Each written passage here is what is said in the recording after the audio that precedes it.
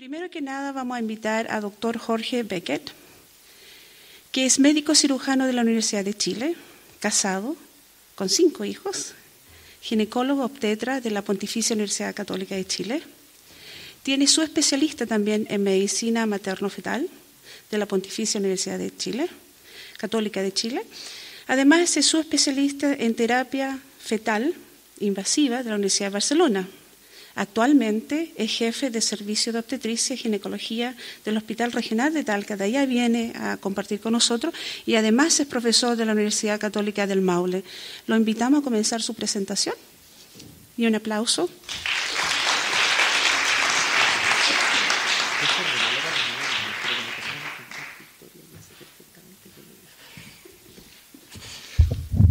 Bueno, muy buenos días. Se supone que tengo que hablar media hora o 35 minutos. Espero poder contarles todo lo que quiero contar en ese tiempo. Como ustedes oyeron, yo, si bien soy ginecólogo, el área a la que estoy dedicada es exclusivamente los embarazos de alto riesgo, es decir, mujeres que tengan enfermedades previas al embarazo y que se embaracen, mujeres sanas que durante el embarazo les pasan cosas graves y mujeres sanas o enfermas que tienen niños con malformaciones congénitas o enfermedades durante la vida fetal. Y me dedico a eso desde el año 98, es decir, llevo 16 años donde lo único que veo todo el día, mañana y tarde, en un hospital público es eso. El año 2002 y 2003 tuve la oportunidad de hacer esta especialidad en Barcelona, donde viví y trabajé en un hospital, ni siquiera un hospital, en la maternidad de un hospital en un país con ley de aborto. Porque, con todo el respeto que merecen las otras especialidades, no es lo mismo ser traumatólogo o cardiólogo o cirujano en un país con ley de aborto que ser ginecólogo en un país con ley de aborto. Y uno realmente ve cómo se vive en un país con una ley de aborto, entre comillas, restrictiva, que es lo que se supone que se está postulando tener acá.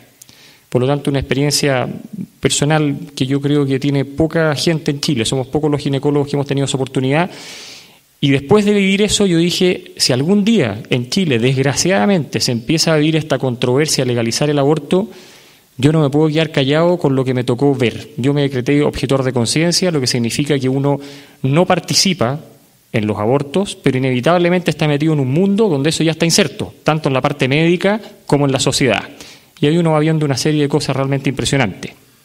Y además, desde el año 97 hasta el 2007, con ese intervalo en Barcelona, yo controlé los embarazos de mujeres que daban sus hijos en adopción de una fundación que hay acá en Chile, por lo tanto vi la otra cara de la medalla de la adopción, las mamás que por diversos motivos no pueden entregar sus hijos, y de ellas el 10% eran hijos que salieron de una violación, la totalidad de ellas por violencia intrafamiliar, es decir, abuso intrafamiliar, no por violación en la calle.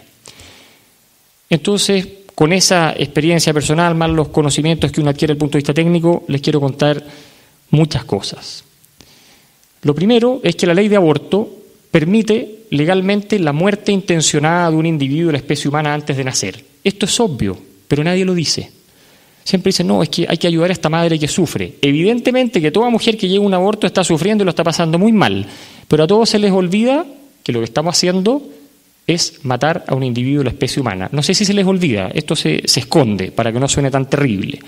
Y efectivamente esto causa mucho impacto porque el hecho de matar no deja a nadie indiferente. Esto que ustedes ven acá es un niño producto de un aborto por desmembramiento.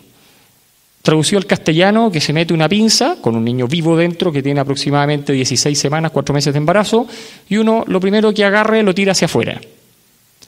Los niños a esa altura del embarazo sienten dolor. Esto está documentado científicamente.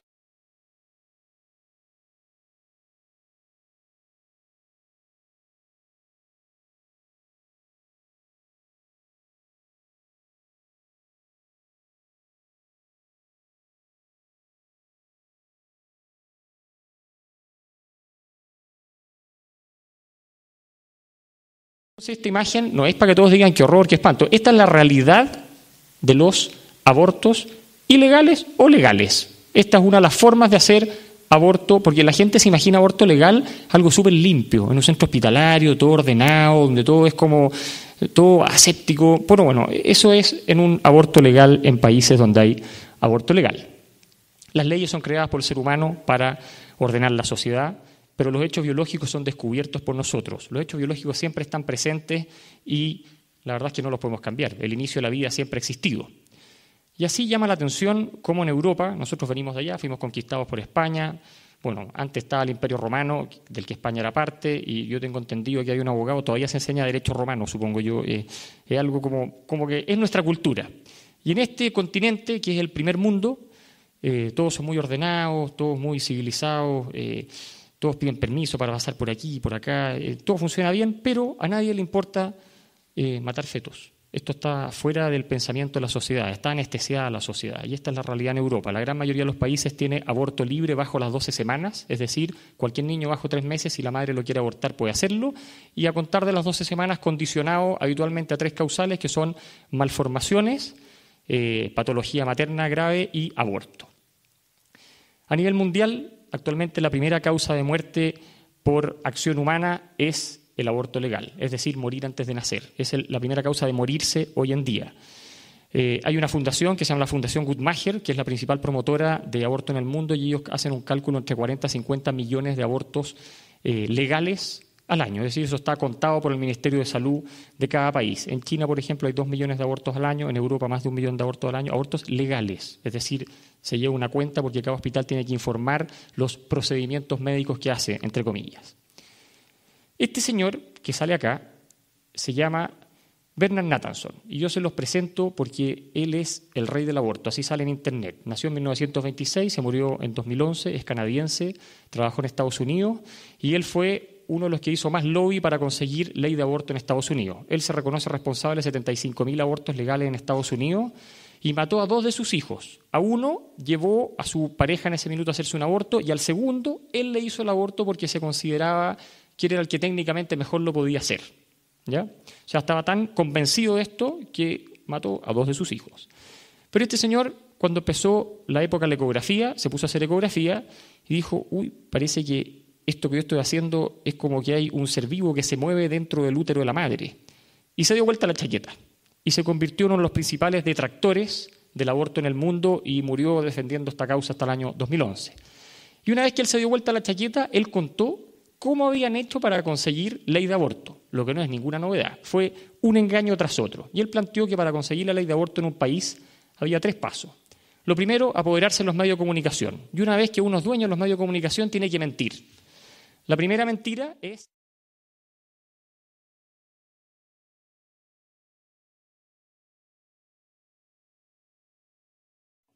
Evidentemente yo no estoy diciendo que no hay abortos, estoy diciendo que no hay forma de medirlos. Lo segundo es decir que se mueren miles de mujeres por aborto clandestino, cosa que ustedes tienen que haber escuchado, lo que también es absolutamente falso.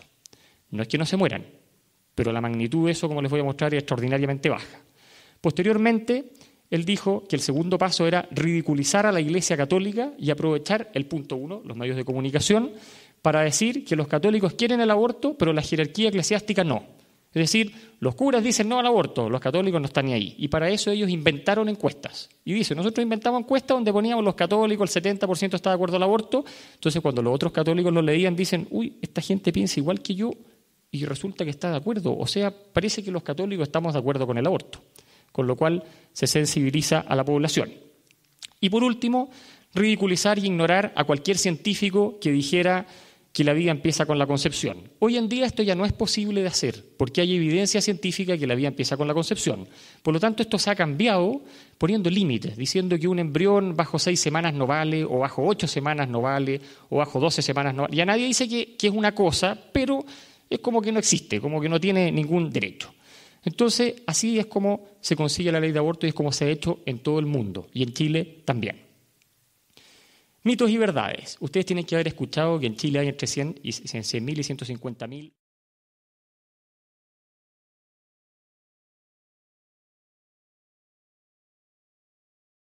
latinoamericanos, donde ellos iban a un hospital, esto está publicado, en publicaciones científicas, y decían, ¿cuántas pacientes hay hospitalizadas por aborto hoy? Mire, hay 4.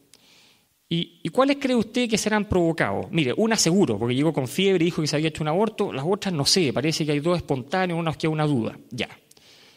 Y en base a eso, ¿cuántas pacientes cree usted que se han hecho abortos clandestinos pero que no llegaron al hospital? El doctor decía, bueno, mire, yo creo que por cada una habrá unas 10. Muy bien. Y ese es el cálculo científico de esa cifra. O sea, absolutamente magnificada al azar.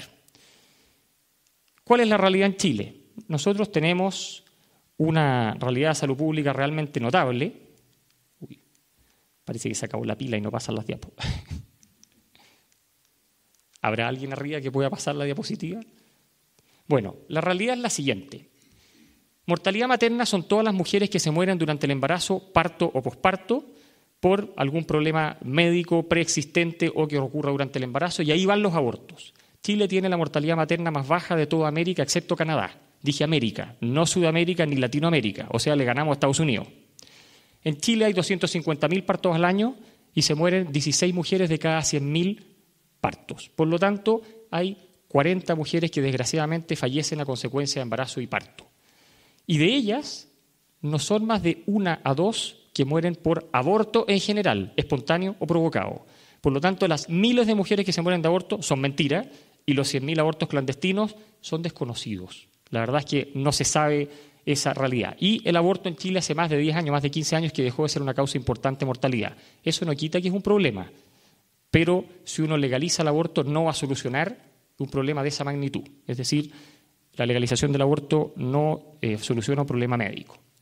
Ahora, ¿qué es un aborto? Todos hablamos de aborto. El aborto es la interrupción del embarazo, espontánea o provocada ante la viabilidad fetal. Existe el aborto espontáneo. El 10% de las mujeres embarazadas, aunque hagan todo lo que tienen que hacer, desgraciadamente van a perder a su hijo. Eso es el aborto espontáneo y así funciona la naturaleza humana y el proceso reproductivo humano. Y el provocado, evidentemente, puede ser legal o ilegal. El aborto legal es un aborto provocado. Uno tiene que hacer algo para que ocurra ese aborto. Siempre queda como aborto provocado ilegal. El legal también lo es. ¿Qué es la viabilidad fetal? Ustedes tienen que haber escuchado este concepto de feto inviable, que claramente no corresponde a la definición médica. La viabilidad fetal es la capacidad de un ser humano para vivir fuera del útero con o sin ayuda médica. Es decir, de los prematuros hasta los 9 meses. Y hoy, en el mundo con alta capacidad de desarrollo de unidades neonatales, los niños sobre 500 gramos y sobre 22 a 23 semanas, que son 5 meses y medio, pueden vivir fuera del útero. Aquí no estamos hablando de si el niño viene sano o enfermo, estamos hablando de su capacidad de respirar fuera del útero. Eso es la viabilidad fetal. ¿Qué es una terapia? Bueno, un tratamiento médico destinado a curar enfermedades o que puede ser paliativo, en una enfermedad no curable para que el paciente no sufra. ¿Qué es un aborto terapéutico? Si uno quisiera definirlo, es la interrupción de un embarazo, muerte fetal intencionada, antes de la viabilidad fetal para curar una enfermedad. Y siempre es provocado. Bajo este concepto, el aborto terapéutico no existe. Es decir, el hecho de matar a un niño para curar una enfermedad es un nombre muy bonito donde se presenta a una mujer como una víctima, que yo no estoy diciendo que no sea una situación crítica, que la mujer no lo esté pasando mal. Nadie ha dicho eso. Pero esto es muy distinto a lo que se plantea. Las 3 causales de leyes restrictivas son aborto por malformación fetal, que es lo que se habla de inviabilidad fetal, que es un nombre mal puesto, aborto por riesgo materno, elegir entre la madre o el hijo, y aborto por violación, donde uno solucionaría un trauma eliminando al hijo producto de esa violación. Cuando uno habla de inviabilidad fetal, empieza una serie de preguntas. ¿Cuándo se inicia la vida? ¿Podemos poner límites arbitrarios? Si el ser humano en el útero es un paciente o no, porque si nosotros decimos que no es un paciente, la verdad es que cambiarían bastantes cosas. ¿Qué es la viabilidad fetal? Ya lo vimos. ¿Y qué es un malformado letal? El inicio de la vida. Como yo les dije, hay un consenso científico al respecto de que en los seres vivos sexuados la vida se inicia con la fecundación. La fecundación es el único momento de la vida de un ser humano donde 2 células se juntan para formar otra distinta. De ahí en adelante, las células solo se dividen. No existe que se junten de nuevo 2 células dentro del cuerpo humano. O sea, una vez se juntan, generan un individuo distinto y luego se dividen y se dividen y se dividen hasta el día que nos morimos. Yo digo que existe consenso científico al respecto. La pelea está en cuándo le damos estatus de persona a ese embrión, y eso es una discusión filosófica, no es médica. Por lo tanto, este óvulo fecundado y las etapas que siguen un orden predeterminado. La forma como mejor se ha conocido, paradójicamente, cómo es la embriología, es a través de la fecundación in vitro. Con la fecundación in vitro se sabe hora a hora qué pasa con un embrión desde la fecundación. Y se sabe que siempre sigue el mismo orden. Por lo tanto, no es un montón de células donde de repente aparece un pie y una cabeza. Eso es absolutamente ilógico. Ahora, La vida sigue y nosotros vamos pasando por diferentes estados donde vamos a empezar de una fecundación y finalmente, si no tuvimos un accidente o una enfermedad, nos moriremos de viejitos, ojalá teniendo una familia y viéndolos a todos crecer. Pero ese es el continuo de la vida. Y esto es importante porque la vida es un evento biológico continuo a la cual es difícil ir poniéndole límites. Los nombres los ponemos para entendernos entre nosotros. Este es un joven, es un adulto, es un anciano, es un niño, etc.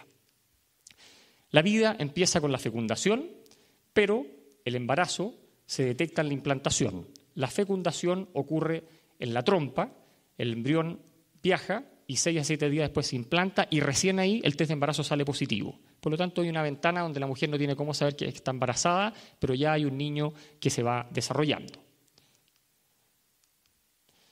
¿Podemos poner límites arbitrarios a un proceso biológico? Sí se puede. Evidentemente yo puedo decir, aquí tenemos 20 semanas, 22 semanas, 12 semanas, 1 año de vida, 5 años de vida. Uno puede definirlo como quiera. ¿Cómo vamos a definir el límite? Puede ser peligroso y podría tener riesgo vital. Les voy a poner un ejemplo. Este es un embrión humano de 64 milímetros, que eso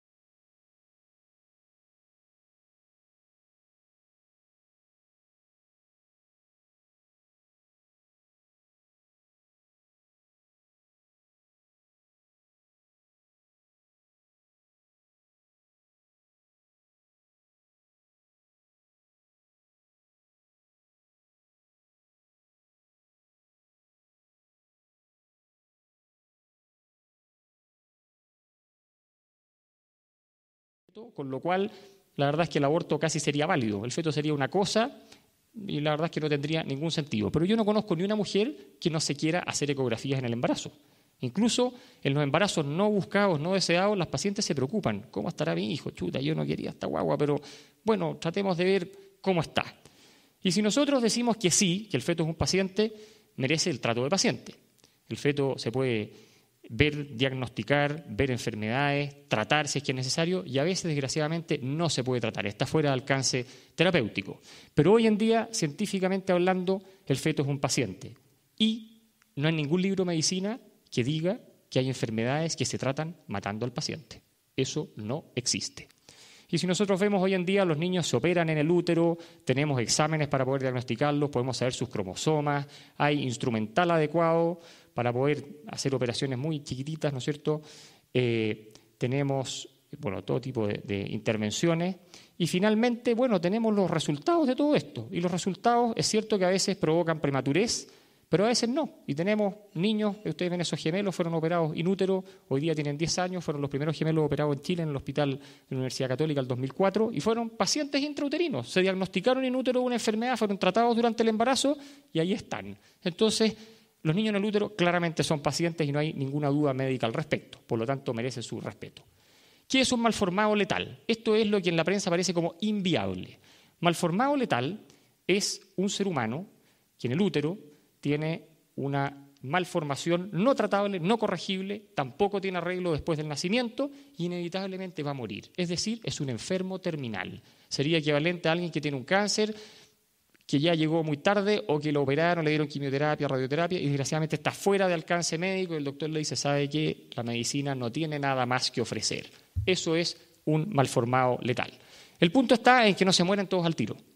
Y muchas veces se cae en el error de decirle, señora, su hijo tiene tal cosa, va a nacer y se va a morir. Y el niño vive, y vive, y vive un mes, y vive 2 meses, y vive 6 meses, y vive 1 año, y la paciente dice, oiga, pero es que a mí me dijeron que se iba a morir. Y evidentemente el niño se transforma en un paciente crónico, que nadie está diciendo que eso sea una situación alegre, es tremenda, pero estamos hablando de la dignidad del paciente. Y hay publicaciones científicas donde se muestran que malformaciones tan graves como la anencefalia, que ya vamos a hablar de ella, viven, por ejemplo, 1 año, 2 años, si bien es raro, la inmensa mayoría de los niños con anencefalia fallecen pronto al nacer. Por ejemplo, ¿cuál es la magnitud del problema? Esto es de la región del Maule, ahí nosotros llevamos un registro que se hace en toda Latinoamérica de cuántos malformados hay. Si ustedes se fijan, los malformados letales son muchísimo menos del 1% de los niños que nacen. Por lo tanto, esto no es que no sea un problema, pero lo hacen aparecer como que estuviera lleno de malformados y con una ley de aborto terapéutico esto se va a acabar. Evidentemente no se va a acabar porque van a seguir existiendo. El punto es cómo ayudamos a esas señoras a sobrellevar lo que significa un hijo enfermo. Entonces, y en total, la frecuencia de malformaciones en general en el ser humano es entre un 1,5 a 2%, pero solo el 0,05, 0,06 son los que van a fallecer fuera de alcance médico.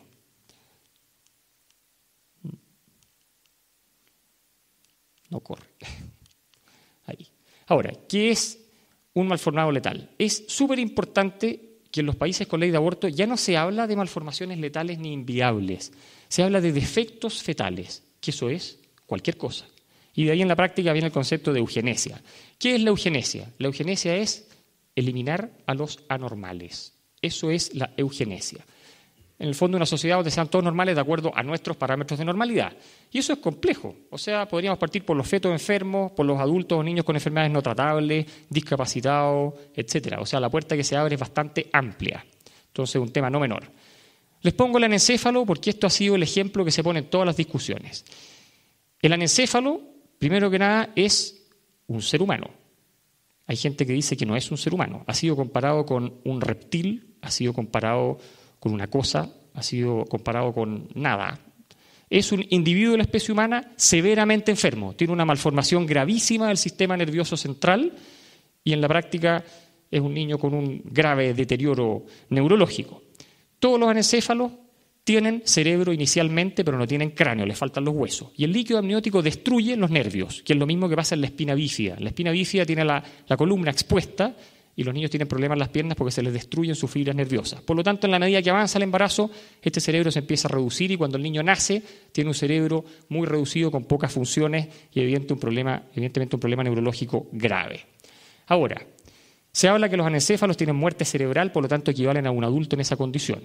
La muerte cerebral significa que el cerebro y el tronco encefálico, que es una cosa que tenemos acá en el cuello y que los regula la respiración espontánea, no tiene actividad eléctrica. Y por eso cuando un joven tiene un accidente en moto y llega a un hospital en muerte cerebral, apuran a la familia para que por favor donen sus órganos luego, que es medio dramático todo esto, porque esa persona, aunque lo conecten a un ventilador mecánico, en 48 a 72 horas va a hacer un paro cardíaco y se va a morir y no tiene vuelta. Sin embargo, los anencéfalos, algunos fallecen rápido, pero otros se mueven, respiran, algunos son capaces de succionar. Aquí en Chile hubo un anencéfalo el año pasado que vivió 35 días, por lo tanto no está en muerte cerebral, es una persona con un daño neurológico muy severo. Hay otro mito súper importante, ustedes tienen que haber escuchado hablar que las pacientes embarazadas que tienen un hijo malformado están en riesgo. No, esta mujer tiene que abortar porque está de mucho riesgo. Pero si ustedes piensan, en los años 70 ninguna mujer se hacía ecografía y todas se llevaban la sorpresa de un hijo malformado al momento del parto y no les pasaba nada. O sea, un embarazo súper normal, trabajo parto normal, chuta, qué pena, qué triste, nació muerto, nació con un problema gravísimo, pero a la mujer no le pasaba nada. Y hoy en día ocurre lo mismo, el enfermo es el hijo. Evidentemente que hay un niño enfermo, nadie está discutiendo eso, y evidentemente que esa mujer y su familia están todos tristes, como estaría cualquiera con un hijo enfermo. Pero de ahí a decir que la mujer se va a morir porque tiene un niño dentro, la verdad es que eso no existe. Entonces volvemos nuevamente a cómo se acompaña a la familia de una persona enferma. De eso estamos hablando. Ahora, punto importante, proyectos de ley en Chile. Que esto sí... Mira, qué pena que no funciona. ¿Alguien podrá retroceder una? Ahí. Vamos a hablar primero de los proyectos de aborto que incluyen causa fetal. Tenemos uno de los senadores Allende, Gómez, Lagos y Rossi. Llama la atención que en la mayoría de los proyectos de ley hay médicos incluidos. La verdad es que a mí como médico me impacta que médicos propongan una ley que implica matar. La gente se molesta cuando uno dice matar. Dicen, ¿pero cómo dice eso? Bueno, es que eso es el aborto. O sea, pongan el nombre que quieran, pero de eso estamos hablando. En esta ley dice que permite el aborto cuando el embrión o feto presente patologías congénitas incompatibles con la vía extrauterina. No dice hasta cuándo. Eso implica que si esta ley pasa, se van a poder matar niños hasta el trabajo parto. ¿Ya? Y dice una frase súper curiosa, que el embarazo sea producto de una técnica de reproducción asistida no consentida por la mujer embarazada. Ustedes entenderán que no existe ninguna mujer que se haga una fecundación in vitro obligada o desconociéndolo. Entonces uno dice, ¿qué hay detrás de esto? Esto es una frase extraña, que es de la legislación española, y ya se los voy a explicar. Ustedes saben que el infanticidio, o sea, matar a un niño recién nacido, es ilegal en todo el mundo. Por lo tanto, ¿qué va a pasar cuando le hagan un diagnóstico de algún problema a un niño de 7 meses? Bueno, la solución que se hace en los países con ley de aborto es el feticidio. Ese es un nombre técnico. Feticidio significa que bajo ecografía se le inyecta con una jeringa cloruro de potasio al corazón del feto. Eso es una inyección que si a uno se la ponen, a uno le da un paro cardíaco. El niño se muere, se induce el parto y nace muerto, por lo tanto no es delito. Eso es una de las formas de aborto, porque la gente piensa que llega una embarazada a un hospital y como que el feto se evapora y la señora sale sin feto. Y nadie le cuenta lo que ocurre adentro. Aborto por desmembramiento, por succión, por feticidio, etc. Eso es la forma como se hace en todos los países europeos. ¿Qué pasa respecto a la fecundación in vitro? Toda pareja que va a fecundación in vitro sabe que una de las posibilidades es que salga un embarazo múltiple. Y eso habitualmente puede ser 2 niños, 3 niños, pero a veces salen 5. Entonces, la paciente no es que no sepa que se hace una fecundación in vitro, tiene un resultado inesperado de lo que ella pidió.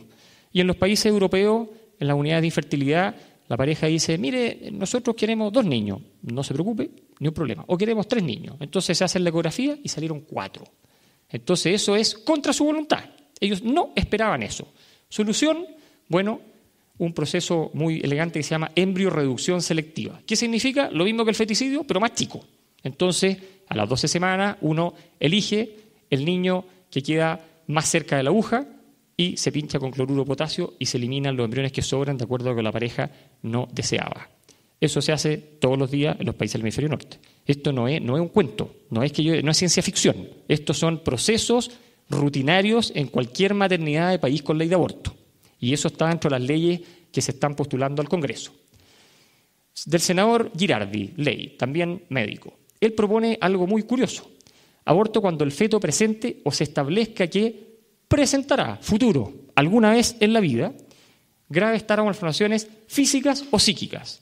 Yo hago ecografía desde el año 98, nunca he visto una malformación psíquica, porque eso no existe. O sea, uno dice, bueno, ¿a qué se refiere? Esto también está copiado de la ley española y es súper simple. ¿A qué se refiere a la malformación psíquica? Se refiere a algo que los padres consideran que le puede producir en la vida un problema psíquico o psicológico a su hijo. Y ahí automáticamente entra síndrome de Down y todas las enfermedades asociadas y cualquier condición que ellos piensen que puede tener una consecuencia psicológica. ¿Ven a ese niño? ¿Le ven algo raro, no? A ese niño le falta una mano. Si ustedes se fijan, el brazo izquierdo es más cortito. Bueno, a mí me tocó una paciente de 22 semanas de embarazo que yo le hice la ecografía y el niño le faltaba parte de los dedos. Entonces se informó esa malformación y la paciente decretó que eso era muy grave para su hijo porque se iban a reír de él en el colegio y fue abortado. Me tocó una paciente que el niño tenía una cosa que se llama genuvaro, traducido al castellano la rodilla chueca, una rodilla chueca que el traumatólogo lo opera al nacer y se mejora. Era muy grave porque no iba a ser deportista de élite y fue abortado. Y eso es una rutina. Una paciente que durante el embarazo se le hizo un examen de sangre que decía que posiblemente se había infectado una cosa que se llama toxoplasmosis. Y la paciente consideró que eso implicaba un riesgo para su hijo de tener daño neurológico, con todas las ecografías sanas, y fue abortado. Y eso lo permite la ley que implica malformaciones psíquicas. Eso se hace en España a pasto. Bueno, esto es otra de las leyes también de otro grupo donde también hay médicos, el doctor Castro, que fue presidente del Colegio Médico, y donde habla ya con algún límite de semanas, 22 semanas de gestación, pero nuevamente aparece este casi chiste de transferencia de embriones contra la voluntad de la paciente, que eso no existe. O sea, volvemos a resultados inesperados frente a una fecundación in vitro. Respecto de causa materna, los 5 proyectos que hay en curso involucran la causa materna, es decir, la madre está tan grave que con un aborto se beneficia su enfermedad. Y aquí vemos algo muy importante, donde destacan esas palabras en rojo. El proyecto del senador Rossi habla de salud física o mental. El 98% de los abortos que se hacen en España son por salud mental de la madre, o sea, aborto libre. Eso es una forma de control de la natalidad. ¿Ya? Es decir, es que yo no esperaba a este niño, estoy muy deprimida, fuera. Entonces, cuando dicen que es restrictiva, es mentira. Y aquí hay algo más crítico aún. Doctor Girardi dice, fines terapéuticos, eugenésicos, habla abiertamente de eugenesia, o ético-social. ¿Ustedes saben lo que es un aborto social? Un aborto social es que a la paciente se le pregunta, ¿usted cree que lo puede mantener? No, sabe que yo no tengo plata. Fuera. Y eso está dentro de la encuesta para hacerse un aborto en Inglaterra. Capacidad económica de mantener al hijo. Si no la tiene, la ley le permite hacerse un aborto. Eso está planteado en una ley restrictiva, porque se supone que esto es restrictivo, que no se pueden hacer todos los abortos porque la ley no lo va a permitir. ¿Qué pasa respecto de esto sería en realidad el aborto terapéutico? Enfermedad materna agravada por el embarazo. ¿Elegimos a la madre o al hijo? Si uno mira eso, la verdad es que suena como obvio. O sea, si yo tengo una mamá que tiene 3 hijos y está pésimo con un niño en el útero, uno diría, ¿cómo voy a dejar 3 huérfanos? O sea, evidentemente hay que abortar y que esta señora se salve, y suena hasta lógico. El punto es que eso es medio prehistórico. Hoy en día no hay situaciones de medicina que obliguen a tomar esa decisión. Yo no recuerdo en 16 años haber tenido que decir qué voy a hacer, la madre o el hijo. Y lo único que hago es ver señoras con puros problemas en el embarazo. De hecho, me tocó una paciente que se le hizo un trasplante hepático durante el embarazo con 18 semanas de embarazo y los 2 están vivos. Y nadie pensó en ese minuto, matemos a la guagua para salvar a la madre. Dijimos, hagámosle el trasplante. Y si entre medio se muere ese niño, bueno, es parte de lo que puede pasar, que es muy distinto a matarlo y hacer el trasplante. Y afortunadamente ella anduvo bien. Después tuvimos otro trasplante hepático donde el niño falleció entre medio del embarazo. ¿Qué es lo que puede ocurrir? Que eso no es un aborto propiamente tal, es una consecuencia indeseada de un acto médico. Y por último tenemos el embarazo por violación, donde aquí hay un absoluto indiscutible. El niño tiene la misma posibilidad de malformación que cualquier ser humano, o sea, lo más probable es que esté sano. La madre físicamente está sana, lo que no quita que ha sufrido la agresión más terrible que puede existir en la vida de una mujer, salvo que la maten. Esa sería la superior. O sea, yo creo que ser violada es la agresión más espantosa que puede sufrir una mujer y nadie está discutiendo eso.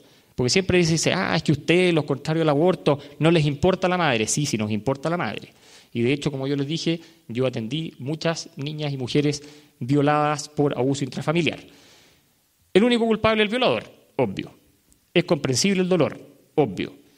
Me parece que no es comprensible tratar ese dolor eliminando a uno de los inocentes. Esto es una posición filosófica y evidentemente despierta mucha controversia. Hay gente que dice que sí, que no, se podría discutir largamente.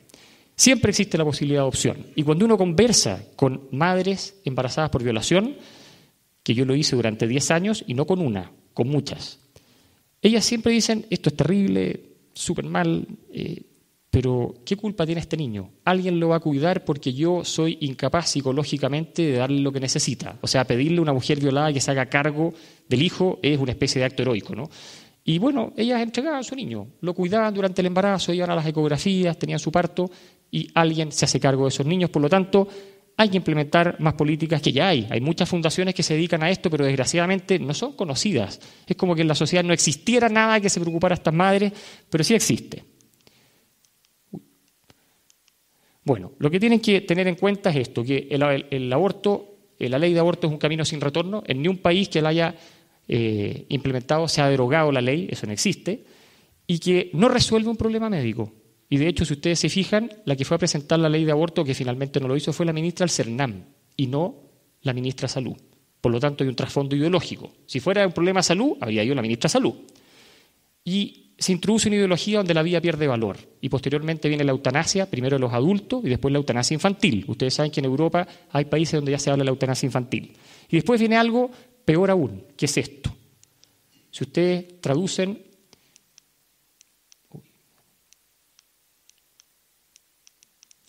No hay caso.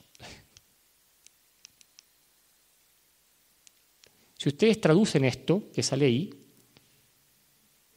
significa aborto después de nacer. ¿Por qué los niños deben vivir? Y esto está publicado en una revista científica y es una teoría que plantea que debiera estar permitido en las primeras 72 horas de vida matar niños malformados o por aborto ético-social, por no capacidad de mantención de los padres. Eso es una filosofía que ya está recorriendo Europa. Entonces el aborto no puede ser parte de los actos médicos porque evidentemente no es un acto médico. Matar no es un acto médico. Punto último que les quiero tocar es que ustedes tienen que haber oído que todos los que se oponen al aborto somos todos unos retrógrados, no queremos que Chile avance, etcétera, y además que el aborto va a ser restrictivo, así que somos todos unos alaracos. Bueno, si uno piensa formalmente en una ley muy restrictiva y bien aplicada, con suerte el 1% de las embarazadas, o tal vez menos, deberían abortar. Si uno empieza a buscar los malformados letales, las violadas y las mujeres que tienen una enfermedad tan tan catastrófica que yo no he visto nunca en 16 años, que puede existir, porque yo no me voy a negar a que puede existir, tendrían que abortar. Pero lo que ocurre en un país con ley de aborto restrictiva, como es España, es súper curioso. Abortan el 20% de las embarazadas. ¿Qué dice eso? Que es mentira que la ley es restrictiva, que cualquiera se va a agarrar de un resquicio legal para abortar. Y eso es lo que ocurre en los países con ley de aborto. Se transforma en una forma de control de la natalidad. Es decir, yo quiero abortar, doctor, hagamos certificado que tengo depresión, me pasé en tres días, hagamos una ecografía que concuerde. Eso es donde está sacada la información, va a quedar por si alguno quiere leer algunas cosas, son publicaciones chilenas, extranjeras. Por supuesto que la información sale de muchos lados, pero aquí son libros importantes, trabajos de chilenos, la Fundación Guttmacher y algunas páginas de Chile. Eso es lo que yo les quería contar. Muchas gracias.